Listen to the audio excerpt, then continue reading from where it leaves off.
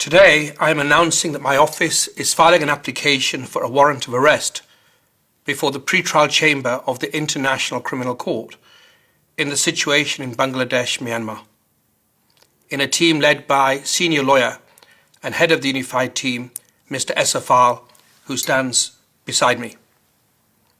Since the 14th of November 2019, my office has been investigating alleged crimes committed during the 2016 and 2017 waves of violence in Rakhine State, Myanmar, and the subsequent exodus of Rohingya from Myanmar into Bangladesh.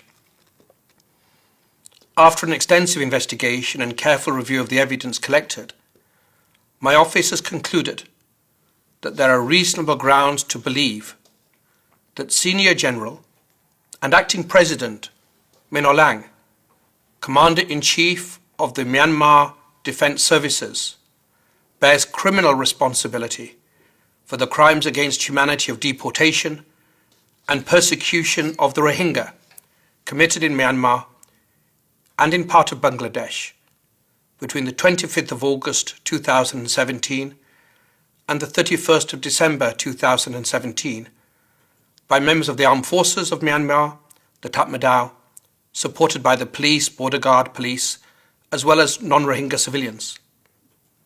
This is the first application for an arrest warrant against a high-level Myanmar government official that my office is filing. More will follow. Today's application is the outcome of an independent and impartial investigation based upon a wide variety of evidence from numerous sources, such as witness testimonies, including from insider witnesses, and authenticated, credible photographic and video materials. In pursuing its investigation, the office has benefited from crucial support of different states and organizations. In particular, the cooperation, the confidence, and the steadfast commitment from the Rohingya community, the support of the government of Bangladesh, excellent cooperation from the United Nations Independent Investigative Mechanism for Myanmar, and civil society partners have all been essential to advancing this investigation. And I wish to express my deep and indeed most profound gratitude to members of the Rohingya community. More than 1 million Rohingya have had to flee violence in Myanmar. We are extremely grateful to those who have provided testimony and support to my office, those that have shared their stories, those that have given us information and material. In my visits to the Kutupalong refugee camp in Cox's Bazar over the last 2 years, I have met myself with Rohingya women who have spoken with clarity and purpose about the need for accountability. I've sat with youth activists who want to play their own role in seeking justice. I've spoken to men, old and the sick, who are joined together in demanding to be seen and to have accountability for what befell them.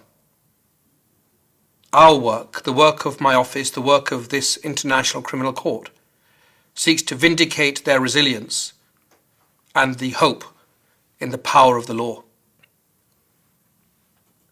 It is now for the judges of the International Criminal Court to determine whether this application meets the necessary standard for the issuance of an arrest warrant.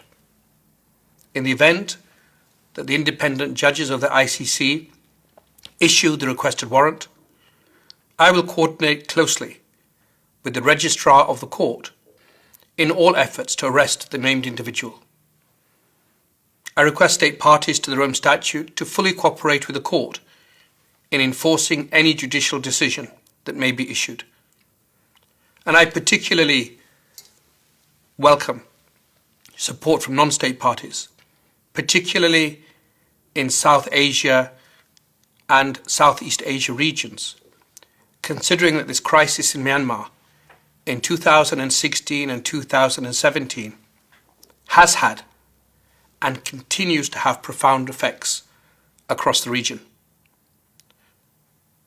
When I first travelled to Bangladesh, I announced that I would seek to accelerate my team's investigation, and I committed to providing additional resources in that effort. Since then, the Office has increased evidence collection and analysis and enhanced its field presence in Bangladesh. Today marks a culmination of this stage of our work. We will continue to focus in the coming weeks and months as we seek to submit additional applications in this situation. In doing so, we will seek to show that the Rohingya have not been forgotten, that they, like all people around the world, deserve and are entitled to the protection of the law.